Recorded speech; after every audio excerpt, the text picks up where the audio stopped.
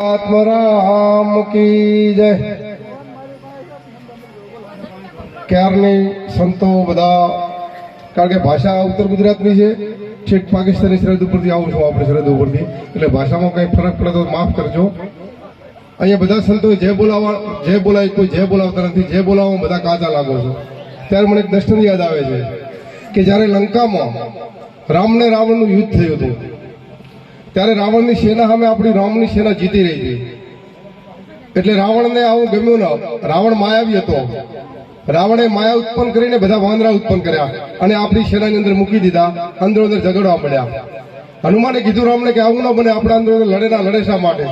ત્યારે વિભીષણે આવીને કીધું કે મારો ભાઈ માયાવી છે, એને વાંદરા ઉત્પન્ન કર્યા છે, એટલે હવે કે એમને ઓળખવા શું કરવાનું? ત્યારે વિભીષણે કીધું કે આપણે રામની જે બોલાવો, જેટલા રામના છે એટલા જે બોલશે.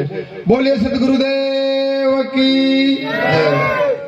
પ્રથમ તો સુમાબા પરિવારને લાખ લાખ કોટી કોટી પ્રણામ કરું.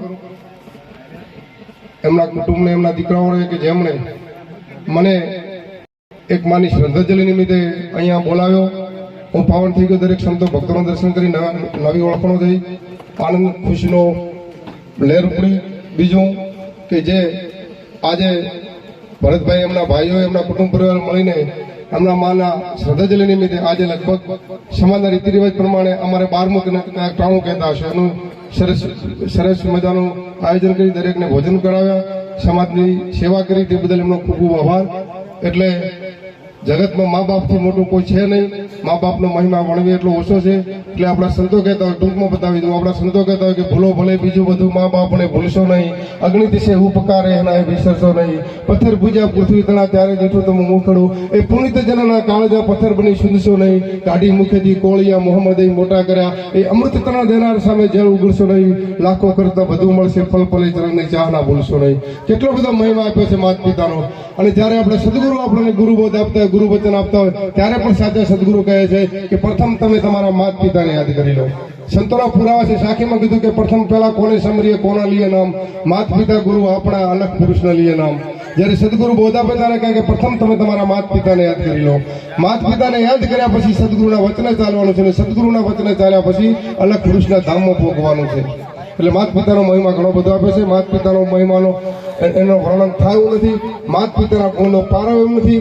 આ ધરતી જેટલો કાગળ લઈએ, જેટલી વનસ્પતિ છે એટલી કલમ લઈએ, અને સૃષ્ટિ ઉપર જેટલું પાણી છે એટલી શાય લઈને મા બાપનો ગુણ લખવા બેહે તો સાહેબ મા બાપનો ગુણનો પાર આવે એમ નથી.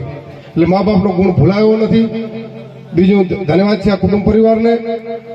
બીજું કહી દઉં કે દવા ખીચામાં રાખવાથી નહીં, દવા ખીચામાં રાખવાથી નહીં, દવાને શરીરમાં ઉતારવાથી અસર કરે છે. સંસ્કાર મોબાઈલમાં નહીં, સંસ્કાર જીવનમાં ઉતારવાથી ફાયદો થાય છે.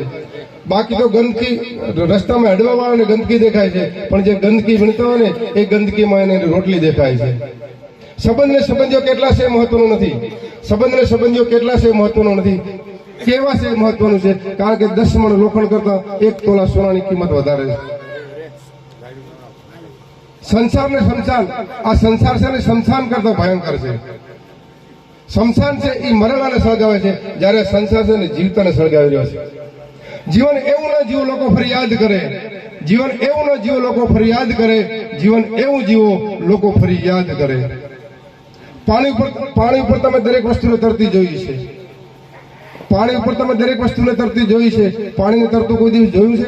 સાહેબ, પાણીને તરવું તો બરફ બનવું પડે. એમાં જીવનમાં સુખી થવું હોય ને તો સાહેબ જૂનું ભૂલી અને નવું સ્વીકારી લેજો. માણસ 2 પ્રકારના હોય છે.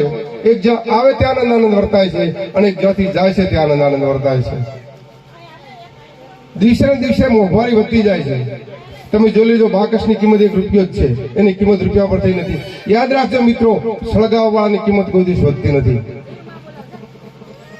માળાના વખાણ તો બધા કરતા હોય છે, કારણ કે માળામાં એમને મોતી દેખાય છે, પણ હું તો માળામાં રહેલા દોરાના વખાણ કરું છું કે જે બધા મણકાને જોડી રાખે છે. એવા સોમાબા પરિવારે એક દોરારૂપી દરેક દૂર દૂરથી સંતો ભક્તોને મણકારૂપી બોલાવી ઝઘડી રાખે છે. તે બદલ સોમાબા પરિવારના સન્માન માટે એક જોરદાર તાળી થઈ જાય છે. બાકી હમણાં નામની વાત કરી, ભજનની વાત કરીએ. ભજનની વાત કરીએ તો નામ વગર કોઈ તર્યું નથી ને તરવાનું નથી સાહેબ. એક વાર શ્રી રામચંદ્રજી ભગવાન મનમાં વિચાર કરે છે કે મારા હાથથી રાખેલા પથરા તરે છે, મારે જાતે અનુભવ કરવો છે. રામ આઠો પોણો ચાલી સરયુ નદીના કિનારે જાય છે. રામે આડાવળી નજર કરી મને કોઈ જોતું તો નથી ને, એવામાં હનુમાનજી સંતાઈને જોતા કરતા હતા કે મારો વાલો શું કરી રહ્યા છે. રામ હાથમાં પોણો ઝાલેલો છે, સરયુ નદીના કિનારે જાય છે, આડાવળી નજર કરે છે. હાથમાં જે પોણો ઝાલેલો હતો એ સરયુ નદીની માલમાં પધરાવે છે.